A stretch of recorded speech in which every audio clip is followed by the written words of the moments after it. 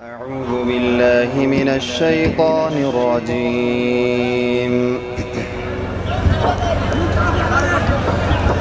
يا أيها الناس إن وعد الله حق فلا تغرنكم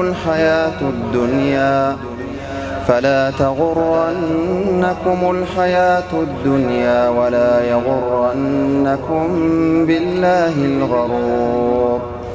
إن الشيطان لكم عدو فاتخذوه عدوا إنما يدعو حزبه ليكونوا من أصحاب السعير. الذين كفروا لهم عذاب شديد والذين آمنوا وعملوا الصالحات لهم مغفرة وأجر كبير. أفمن زين له سوء عمله فرآه حسنا فإن الله يضل من يشاء ويهدي من يشاء فلا تذهب نفسك عليهم حسرات إن الله عليم بما يصنعون. والله الذي أرسل الرياح فتثير سحابا فسقناه إلى بلد ميت فأحيينا به الأرض بعد موتها كذلك النشور.